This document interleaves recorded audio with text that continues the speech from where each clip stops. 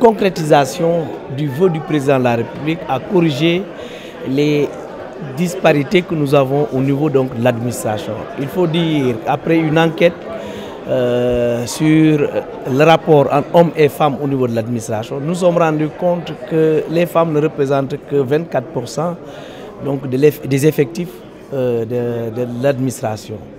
Et quand vous commencez à remonter par hiérarchie, vous vous rendez compte qu'il y a moins de 8% de femmes au niveau donc, de nos effectifs. Et donc il fallait mener une politique qui corrige ces disparités et ces dysfonctionnements au niveau donc, de l'administration. Cela est dû par plusieurs raisons, des pesanteurs sociaux, on va dire sociaux, politique, hein, mais l'État a voulu donc vraiment mener une politique qui corrige tout cela pour aider les femmes à émerger et à occuper beaucoup plus de postes de responsabilité. Effectivement, je crois que cette activité, où je vais dire le concept va être pérennisé et ce sera de toute façon une activité qui sera inscrite dans donc, le plan de travail du ministère de la fonction publique et que nous l'organiserons chaque année au profit donc des femmes pour les pousser davantage donc, à s'engager, mais aussi à se doter des capacités pour manager et diriger des fonctions de responsabilité. C'est le lieu pour moi donc de remercier très sincèrement la coopération allemande à travers la GIZ qui n'aménage aucun effort pour nous accompagner à mettre en œuvre cette académie.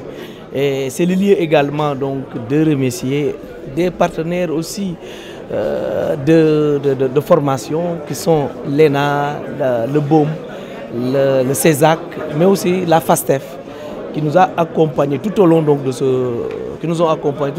ce processus-là.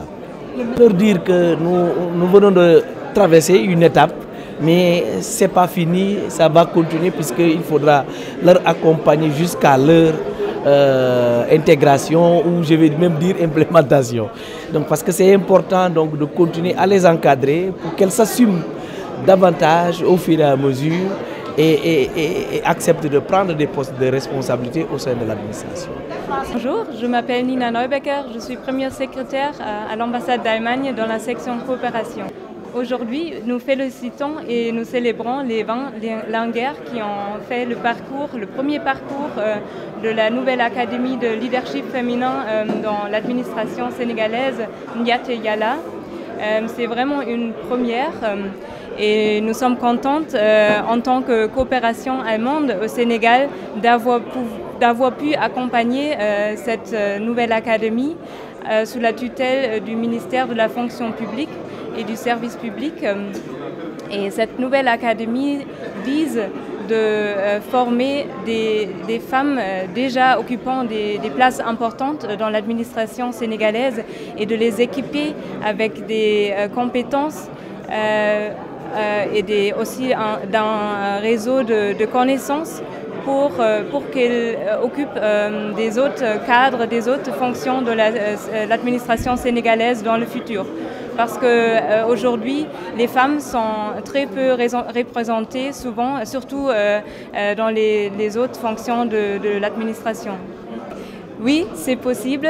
Ensemble, nous pouvons réussir et c'est important que nous participons vraiment dans les grandes décisions et que nous menons des équipes vraiment pour faire des différences, pour ensemble transformer l'économie et l'administration, de la faire plus durable et d'atteindre de bons résultats parce que les études montrent que les femmes apportent un très grand bénéfice s'ils font partie du leadership.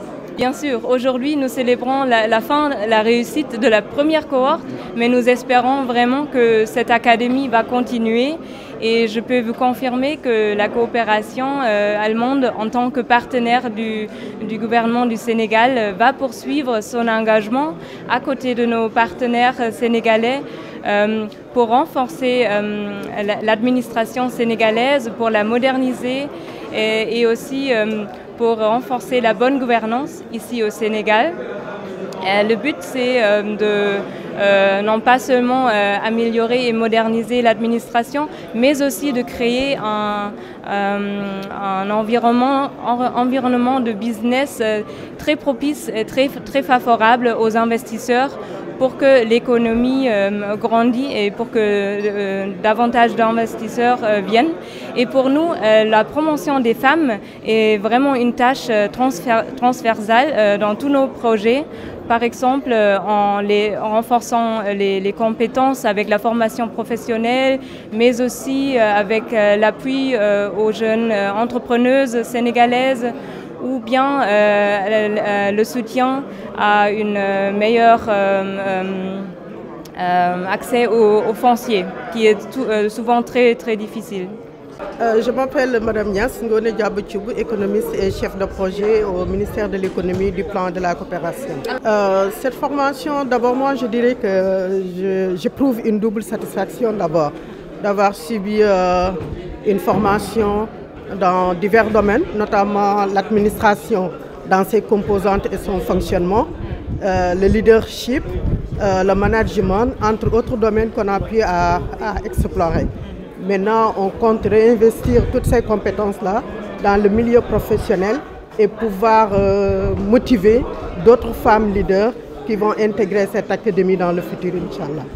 Nous les remercions vivement, particulièrement le ministère employeur qui est le ministère de la fonction publique, qui est aussi la cheville ouvrière de cette belle initiative-là. Et remercier également le partenaire technique qui est GIZ, la coopération allemande, qui a accompagné ce ministère depuis le début du processus.